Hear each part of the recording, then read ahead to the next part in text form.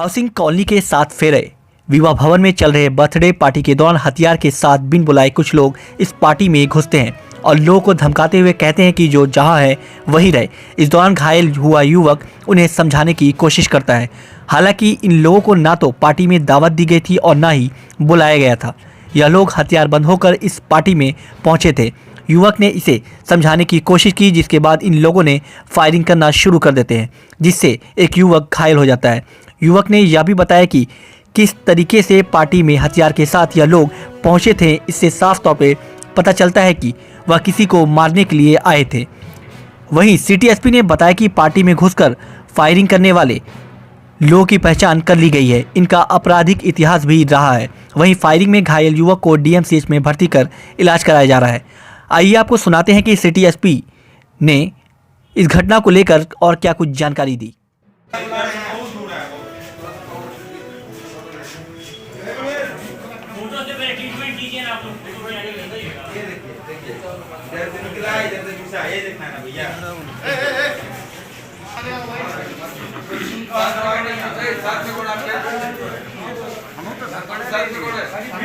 साथ ये हुआ, मैं एक बर्थडे पार्टी में गया हुआ था जिसमें अन्य लोग जो आए हुए थे जिन्होंने हम पर प्रहार किया, उनको दावत तक भी नहीं थी उस बर्थडे में। उन लोगों ने पांच हथियारबंद लोग बीच बर्थडे पार्टी में खाना जब चल रहा था घुसे और सबको बोल रहा है जिसको जहाँ है रहो वहीं खड़े रहो, समझे। किसी को मारने के लिए वो लोग टारगेट से आया था। वो टारगेट मैं नहीं था, पर समझे। हम बोले भाई बर्थडे हो रहा है, बर्थडे में यहाँ पर ये सब नहीं होगा, समझे। हम साइड कर रहे थे सबको ऐसे से पीछे, वो तान रहा था बंदूक मेरे ऊपर। अच्छा ये बताइए कि जिसने गोली चलाया उसको आप पहचानते हैं? उसको हम पहचानते हैं, नाम से जानते हैं, शक्ल से। ऐसे हम बात हम कभी नहीं उससे, कोई डर भी नहीं, न झगड़ा है न बात है उससे। उसका नाम बता सकते हैं? उसका नाम है वो सब था सब रौनक सिंह, समर साहिल, आदित्य कुमार भगत, उसका बाप महेश कुमार भगत, उसके बाद ये एक और समर साहिल बोले ना, और एक ये 2 लड़का और बच रहा है, समीर शहजादे, हाँ सही बोला, और एक और लड़का वो था। सारे आदमी के पास हथियार था? सारे रुपेश सिंह, सारे आदमी के हाथ में हथियार था और सारे आदमी, किसी को दावत नहीं था उसमें जाने का। कहाँ पे गए थे आप लोग? हम लोग हाउसिंग बोर्ड में एक विवाह भवन है उसके अंदर कि ये बर्थडे पार्टी बुकिंग थी। एक छोटी मियाँ वकील करके हैं, उनके बच्चे की बर्थडे पार्टी थी और ये 7 फेरे करके है ये जगह।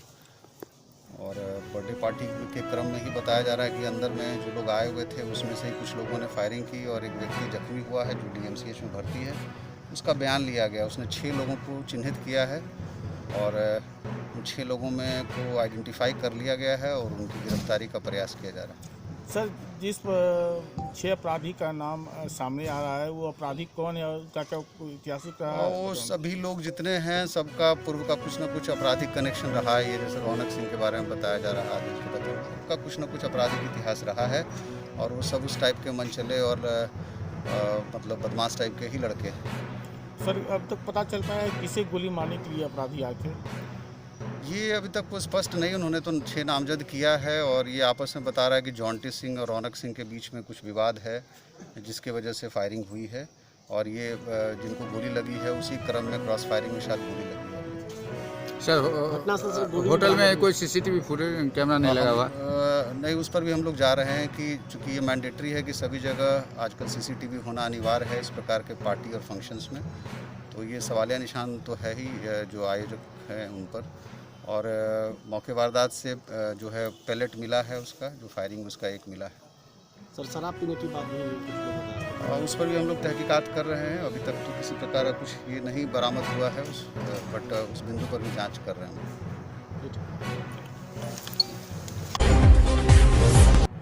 सीरम इंस्टीट्यूट ने अपनी कोविड-19 वैक्सीन कोविशील्ड की सप्लाई शुरू कर दी है। पुणे के सीरम इंस्टीट्यूट से कोविशील्ड वैक्सीन की पहली खेप रवाना कर दी गई है। 3 ट्रकों में वैक्सीन भरकर पुणे इंटरनेशनल एयरपोर्ट पहुंची। एयरपोर्ट से वैक्सीन की खुराक देश भर में भेजी जाएगी। देश में वैक्सीन लगाने का काम 16 जनवरी से शुरू होगा। सुरक्षा इंतजामों के बीच वैक्सीन की पहली खेप पुणे के सीरम इंस्टीट्यूट ऑफ इंडिया से रवाना की गई। वहीं कोरोना वैक्सीन की पहली खेप पटना एयरपोर्ट पर पहुंची, जहां स्वास्थ्य मंत्री मंगल पांडे मौजूद थे। साथ ही साथ स्वास्थ्य विभाग के प्रधान सचिव प्रत्यय अमृत भी पहुंचे हुए थे। पूरी सुरक्षा व्यवस्था के बीच कोरोना वैक्सीन की पहली फेज को NMCH भेज दिया गया है। वहीं 5,49,000 वाइल वैक्सीन बिहार में लाई गई है। आपको बता दें कि एक वाइल से 10 लोगों का वैक्सीनेशन संभव है। NMCH में इस वैक्सीन का स्टोरेज किया जाएगा। NMCH पूरे देश में कोरोना के वैक्सीन के स्टोरेज का सबसे बड़ा सेंटर है। पूरी सुरक्षा के बीच प्लेन के द्वारा इस वैक्सीन को पटना लाया गया। तो अब 16 जनवरी से प्रथम चरण का टीका प्रारंभ होगा। की गई है। प्रथम चरण में होने वाले सभी साइट्स का भौतिक सत्यापन करने के लिए निर्देश दिया गया है। पर्याप्त जगह और वहाँ पर जो social distancing, observation room, waiting room, ये सब का व्यवस्था और वहाँ पर जो रखने वाली सामग्री का व्यवस्था भी की जा रही है। और वहाँ पर जो वैक्सीनेशन टीम है उसका भी गठन और उनका ट्रेनिंग कल आयोजित की जा रही है।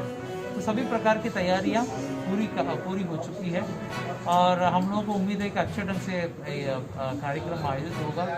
लोगों से अनुरोध है कि यह वैक्सीन बिल्कुल सुरक्षित है, सेफ है, टेस्टेड है और संबंधित जो एजेंसी है उनके द्वारा प्रमाणित किया गया है। इस सब के बाद ये वैक्सीन हो रही है, इसका टीका लगेगा। इस पर पूरा सहयोग दें और अफवाह पर नहीं ध्यान दें। और किसी भी इशू है, कोई भी किसी का प्रश्न है, 1075 टोल फ्री नंबर है 1075, इस पर लोग पूछ सकते हैं या हमारा डिस्ट्रिक्ट हेल्थ सोसाइटी में संपर्क कर सकते हैं। एक बात की जानकारी लोगों को रखना चाहिए, कोविन पोर्टल में सारे एंट्री प्रविष्टि होने के बाद ही वैक्सीनेशन होगा। प्रथम चरण में स्वास्थ्य कर्मियों को इसमें प्रविष्टि होना बहुत अनिवार्य है। इसके बिना, कोविन पोर्टल के प्रविष्टि के बिना वैक्सीनेशन नहीं होगा। वहाँ पर स्थल पर यह ना समझें कि सीधे आप स्थल पर जाएंगे वहाँ पर हो जाएगा, नहीं, बिल्कुल नहीं। जिसको कोविन पोर्टल में प्रविष्टि होगा और उसको SMS जाएगा, वही उन्हीं को टीका लगाया जाएगा 16 तारीख से।